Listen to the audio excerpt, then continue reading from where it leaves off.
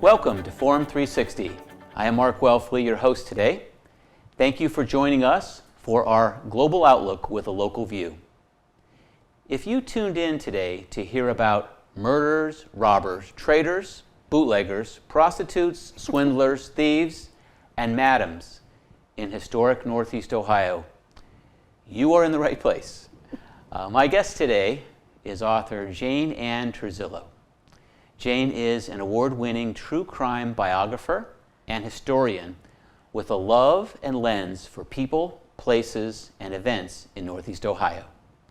Two of Jane's many books, Wicked Women of Ohio and Unsolved Murders and Disappearances in Northeast Ohio, were both nominated for an Agatha and both won the Ohio Professional Writers Award for Adult Nonfiction History. Jane was one of the original owners of the West Side Leader in Akron, a large Northeast Ohio weekly newspaper where she covered police news and wrote a historical crime column. Today we will take a deep dive into Jane's book, Wicked Women of Northeast Ohio, and talk about her newest release, Wicked Cleveland. So welcome, Jane. Thank you. Thank you so much for having me. You're welcome.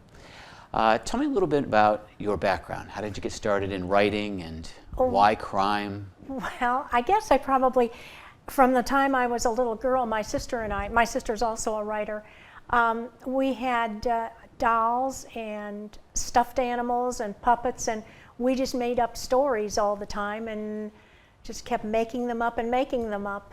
I finally got published in 1976 when I found the story of an old-time counterfeiter that lived in the valley between 1800 to 1865, and I think that's probably what started me down my, if you want to call it, my criminal path. What was the story of the counterfeiter? Can you recall? Well, his name was James Brown, and he was, at the time, he was the biggest and best counterfeiter east of the Mississippi. He even counterfeited money and took it over to, or was starting to take it over to China to buy teas and things like that to bring back to sell, but he was unfortunately caught, or fortunately actually, caught before he was able to set sail. So in your book, Wicked Women of Northeast Ohio, you profile 10 of Northeast Ohio's most deranged divas and maniacal murderers, complete with a prison break. What was the inspiration behind writing the book? Well, all right. This is how I kind of fell into it, to be honest with you. I had retired, and I was watching my grandchildren. When they would take their naps, I would go on the computer, and I was looking for a project. I hadn't written anything in a while. So I found the company, the History Press, the publisher, the History Press, and I noticed that they, of course, they published history, and I have a great love of history, and then, oh boy, they also published crime. And so, and I have a degree in criminal justice. So those were, those two things. And so I got off the computer and I thought, wow, I got to think of something here, And this was serendipitous because it wasn't very much later that the acquisitions editor for this area of Ohio, who used to be a reporter for the Record Courier, contacted me, and he knew of my book on Hudson, and he asked me if I wanted to do another book on Hudson, and I said, well, I didn't know whether I could because I had already done the one for Arcadia. And I told him I had been on the website and I would like to do something, and he said, well, shoot me 3 or 4 ideas, and I didn't have 3 or 4 ideas crystallized, so I just had to come up with something. And I said, well, how about, I wrote back, I said, how about history of the Akron Police Department? Because they had a lot of the old gangsters. How about a story of the old-time counterfeiter? And how about pioneer women of the Western Reserve? And then I had been out to lunch with some friends a couple of days before, and we were giggling, and one of the women started saying, oh, we're shady, we're a bunch of shady women. And so I said, how about shady ladies? And it was like that. He came back to me and he said, I like shady ladies, but let's make it wicked women. And that was it. I love the alliteration, both of them actually. Yes. So, in reading your book, I 2 or 3 times remarked to myself, how did you decide who makes the cut? Like, who gets in, who gets out with these dastardly ladies? It's very easy. Number one, they have to be interesting. And number two, there has to be enough information to write about. Okay. So that's it in a nutshell, really. Well, who was the first lady that you came across and said, well, this will be my first individual for my book? Wow. I think it was the woman from Canton, as I remember. And because I went down to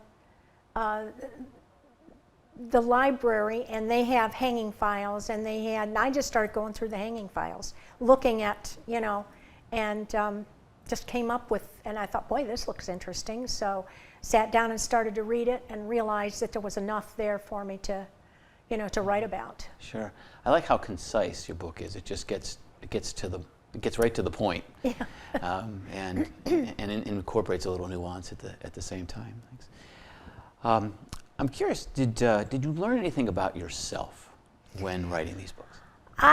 No, not the only thing I would say that I learned was how much I love the research. And somebody the other day said, yeah, he was a fraud investigator, and we were talking about this. And I said, I just love the research. I love the research. And he said, I understand. He said, it's the thrill of the chase. And that's pretty much, that kind of sums it up. Sure. From your book, can you take one of your ladies and just tell me a little bit about her? I mean, give me one profile from here. Well, Velma West is my favorite, and she's a favorite of a lot, if you can call her a favorite. A favorite wicked woman. She was a party girl, and she was very young, and she married a very well-to-do man, and she was from the big city, and she liked, like I say, she liked to drink and smoke, and we're talking in the 20s, 1927, I think. And he was from the country, and he liked to go to church suppers and things like that. And so one night they were supposed to go to a party in Cleveland, and he had hurt his leg during work and didn't want to go. And so she wanted to go without him, and he didn't want her to. So, what's a girl to do? She picked up a claw hammer and hit him over the head. And then, that wasn't enough. She hit him several times. And then she took the lamp cord and wrapped it around his feet and his arms so that he couldn't get up. Of course, he was already dead. And then she put a pillowcase over his head, and then she beat him with a table leg. And of course, she did get caught. She also wound up going to that event. Oh yes, she did. Oh yes, after she did all that. Oh yes, she went. She went to the and nobody knew. Nobody knew. She had a great time. She drank and smoked and sang and and everything, and nobody knew. And the next day, she went Christmas shopping with her mother and bought him a Christmas present. Mm-hmm. And but as I say, of course, she was caught, and she went to prison. And she broke out of prison. She and 3 other women broke out of prison, and the warden, which was a woman, her name was Riley, she thought that Velma wouldn't get very far because Velma had a bad heart. And she thought that the other women would leave her behind. But she was gone for 3 months, and they finally found her and Mary Ellen Richards, I believe, in Texas. And she had a job down there and everything. But she told the warden, she said that she just, she wanted to breathe free air again. Mm-hmm. And she had tried to be paroled, and the parole board wasn't hearing anything of it. So I think she probably figured, what have I got to lose? So it also sounded like she had developed a friendship, or at least a respectful relationship with the warden. With the warden, yes. And she was almost sad to break out. She wrote her a letter, yeah. yes, and said that she was sad about that. But it was better to breathe one breath of air. Yes, and, yeah. And honor her relationship with him. And have one more journey, as she said. So, yeah. Yeah, interesting. You dedicate your book, Wicked Women of Northeast Ohio, to your mom, Lucille, who I read a little bit about. What influence did she have on you and your writing? Let me just put it this way. My mother belonged in the book. And so that's why I thought, I really should dedicate this to my mom. I had, my grandmother was probably a better role model for both my sister and me. Because she always encouraged us, and she was a reader, and she wrote, and so that's the story there. And Granny, my grandmother, her name was Hazel Peltier, and she loved history too, and her favorite thing was to take us on picnics in the cemetery of places where she lived, and tell us the story of the town by going around in the cemetery, and that just enthralled me as a kid. And so history is just a favorite with me from that. I read that she also, after the passing of your father, my dad, ran the construction company. Yeah. For yes. A dozen plus years. How was she as the president of a construction company? She was there. That was about it. I think the men the vice presidents and the secretary, they actually did the day-to-day. Okay. The day-to-day business, yeah. All right. If you're just joining us, thank you for joining us. I am with Ann Trizillo. Jane is an award-winning true crime biographer and historian with a love and lens for people, places, and events in Northeast Ohio. And Jane is the author of the book we've been talking about, Wicked Women of Northeast Ohio. Jane also has a new book that just recently released. And congrats on the new release of your book, which is right here, Wicked Cleveland. And I took a little excerpt. It says that it describes this book as brings together the strippers, gangsters, robbers, shady politicians, and more from Cleveland's rough and rowdy past. And I couldn't go any further by saying, I got to hear more about this. So tell me a little bit about your new book. Well, first of all, I love Cleveland. Cleveland is a wonderful city. It has everything. It's got, wonderful museums, parks, you name it, the lake. But it also has its dark side, just like every other city in the United States has a dark side. And so I just collected stories of, in history, of the darker moments and darker people of Cleveland. Can you tell us about someone in the book? Well, I kind of start out with Short Vincent Avenue, which is, for people that don't know, it's a 485-foot block, I guess you would call it, between 9th and 6th Streets. And it just had a lot of the shady bars and just a lot of illegal stuff going on there. But it also had, some good restaurants and things. So I really enjoyed telling the tales of those. And then I went on to tell about that Cleveland had a man named Leon Czolgosz that murdered McKinley, President McKinley. There's a couple of really good bank robberies in there, including a hostage situation. And then I suppose Ted Conrad, who made away with $215,000 from the Society National Bank in 1969 and was never seen again.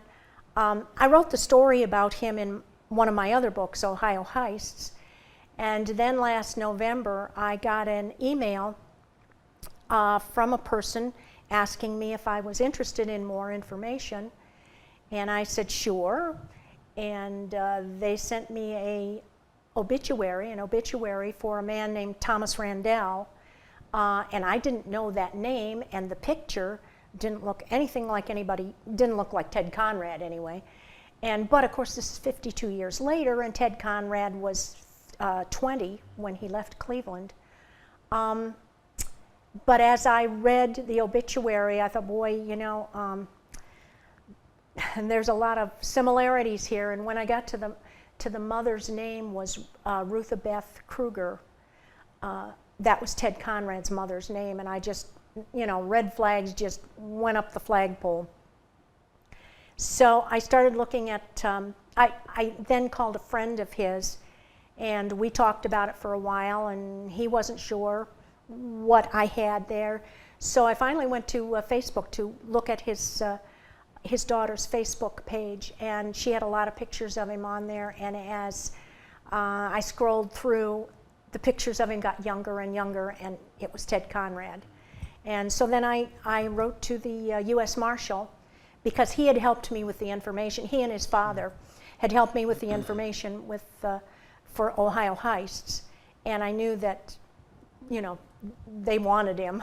So, and then we talked on the phone, and he then confirmed that it was, Thomas Randell was Ted Conrad.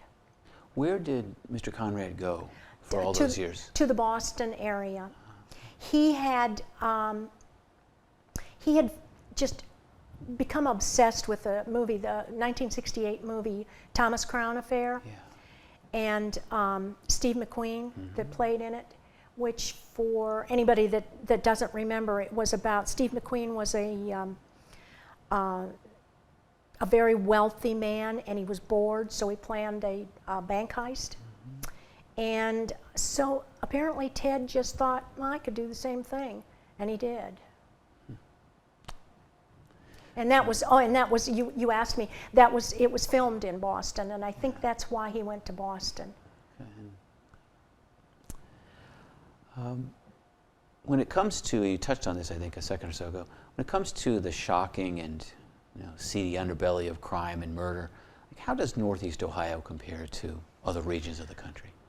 Oh golly, I don't know. I suppose we're like any other region, and depending upon the population, I suppose. But I can't really answer.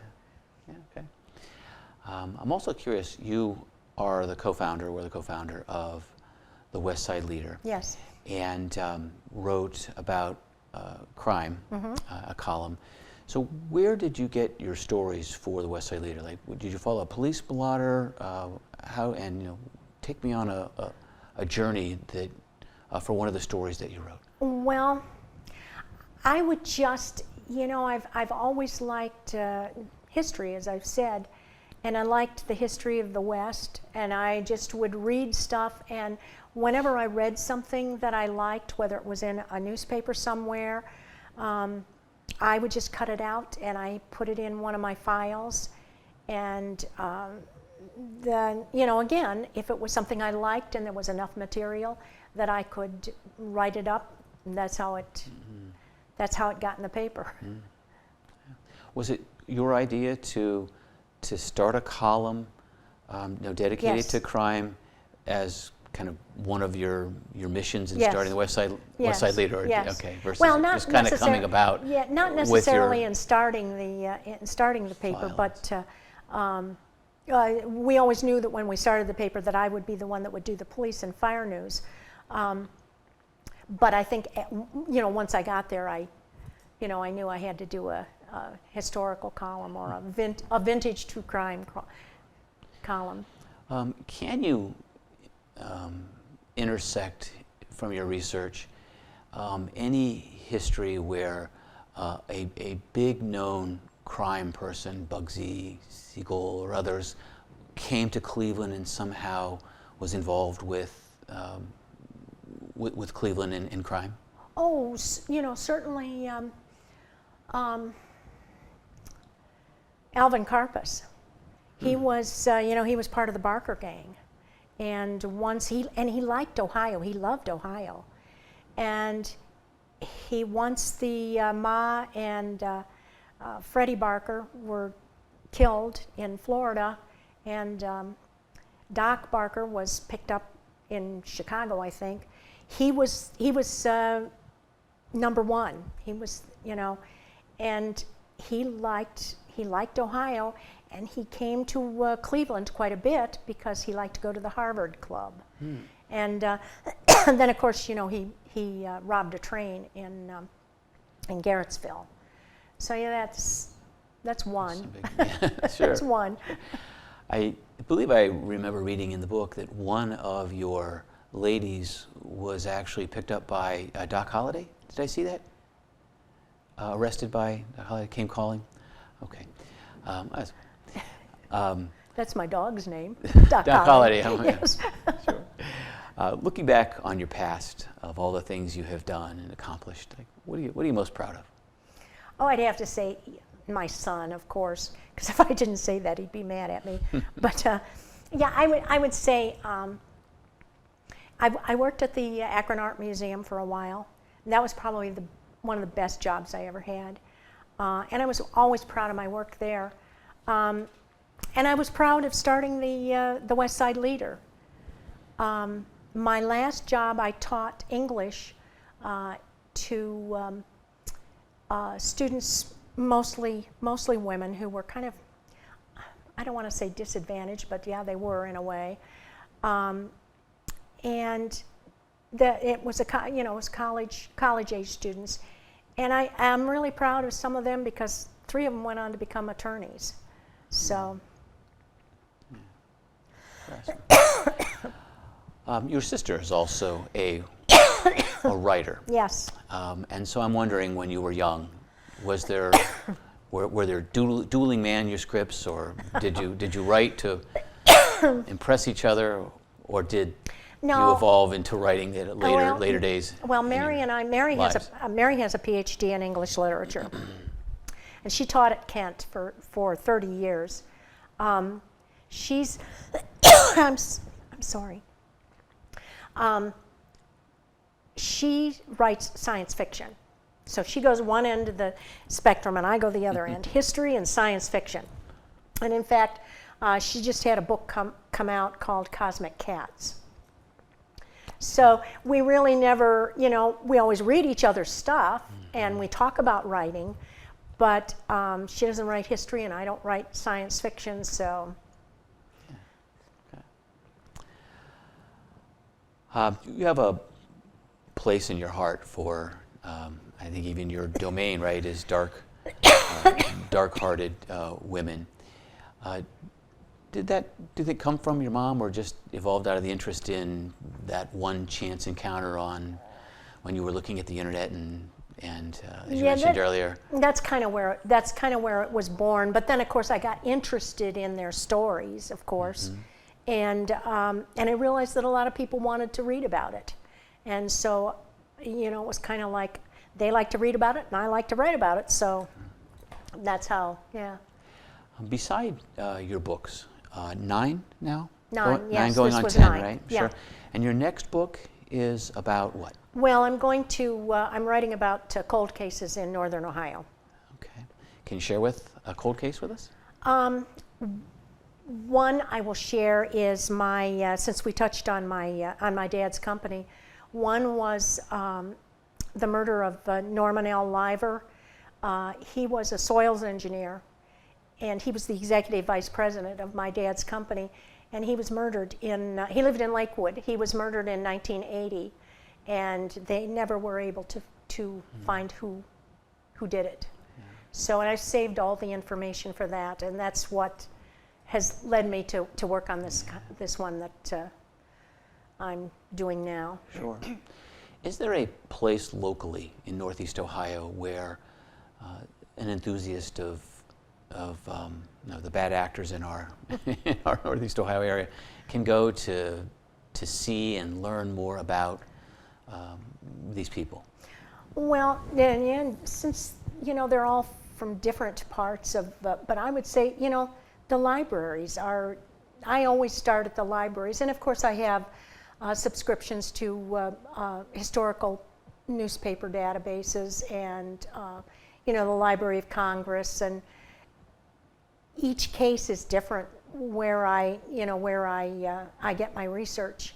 Very good, thank you. But yeah, and there are a couple of police museums, one in Cleveland and one in Akron. Okay. Thanks, Jane. What do you get when you combine a love for history with a degree in criminal justice technology and a degree in mass media communication, both from the University of Akron? You get our guest today, historian and crime biographer Jane Turzillo. Thank you, Jane, for your nearly 40 years of commitment to Northeast Ohio. Thank you. You have informed us and educated us, scared us perhaps, but most importantly helped us appreciate the color and canvas of Northeast Ohio. Good luck with your new book, Wicked Cleveland. Thanks for watching and listening. Let's keep our eyes and ears and minds open. Until next time on Forum 360. Forum 360 is brought to you by John S. and James L. Knight Foundation, the Akron Community Foundation, Hudson Community Television, the Rubber City Radio Group, Shaw Jewish Community Center of Akron, Blue Green, Electric Impulse Communications, and Forum 360 supporters.